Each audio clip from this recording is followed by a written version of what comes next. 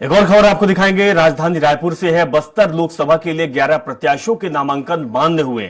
बस्तर में 12 प्रत्याशियों ने 18 सीट में दाखिल किए थे नामांकन, और दूसरे चरण के लिए पहले दिन कोई नामांकन दाखिल नहीं किया गया। दूसरे चरण में राजनांदगांव, कांकेर, महासमुंद में चुनाव होगा, तो दूसरे चरण के लिए 4 अप्रैल तक नामांकन कर सकेंगे प्रत्याशी। बस्तर लोकसभा क्षेत्र में 19 अप्रैल 2024 को मतदान होना है, जिसके लिए नामांकन प्रक्रिया शुरू हो चुकी है। 12 नामांकन दाखिल किए गए।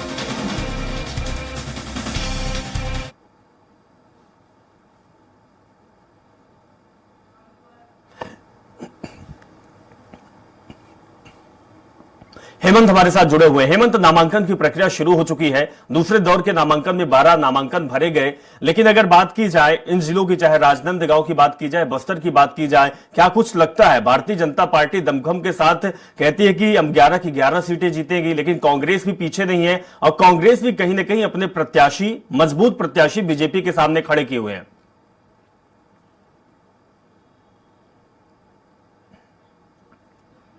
लोकसभा का चुनाव होना है अभिषेक, और पहले चरण के अंतर्गत बस्तर में 19 अप्रैल को मतदान होगा।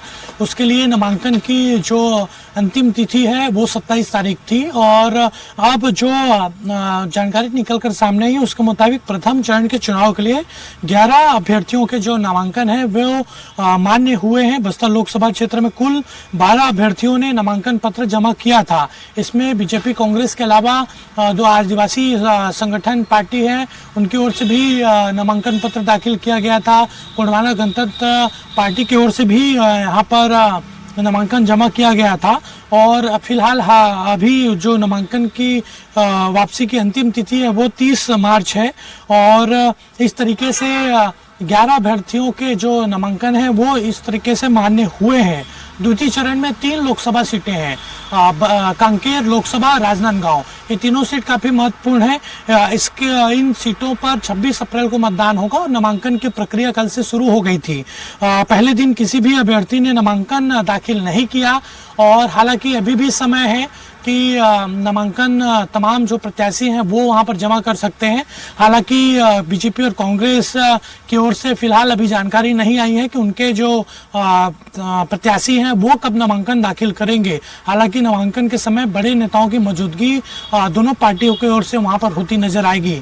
11 लोकसभा सीट जीतने का लक्ष्य बीजेपी ने रखा है, लेकिन कई ऐसी सीटें हैं जहां पर कड़ा मुकाबला होता नजर आएगा अभिषेक। चाहे वो राजनांदगांव की बात करें, जांजगीर चांपा की बात करें, कांकेर की बात करें, बस्तर की बात करें, महासमुंद की बात करें और कोरबा की बात करें, ये ऐसी सीट है जहां पर कांग्रेस कड़ी टक्कर देती नजर आ रही है बीजेपी को। और हालांकि कॉन्फिडेंट है बीजेपी फिर भी कि 11 सीटें इस बार जीतकर इतिहास बदला जाएगा, क्योंकि इतिहास देखा जाए छत्तीसगढ़ का तो कभी 11 सीट बीजेपी जीत नहीं पाई है, चाहे 10-1 आंकड़ा रहा है या 9-2 का आंकड़ा रहा है। लेकिन कांग्रेस विधानसभा चुनाव में मिली हार को भुलाकर कोशिश यही रहेगी कांग्रेस की कि कम से कम जो लोकसभा सीटों का आंकड़ा है उसको छत्तीसगढ़ में बढ़ाया जा सके। की है सभी सीटों पर, छत्तीसगढ़ की जो 11 लोकसभा सीटें हैं उन पर बीजेपी और कांग्रेस के बीच जबरदस्त टक्कर देखने को मिलेगी। हां, अब नेता और पार्टी कितना अपने पक्ष में वोट को ला पाती है, आने वाला वक्त जो होगा वो सब कुछ बता देगा। हेमंत हमारे साथ बने रही, एक और खबर हम बताएंगे लोकसभा चुनाव से जुड़ी हुई। रायपुर से खबर होगी तो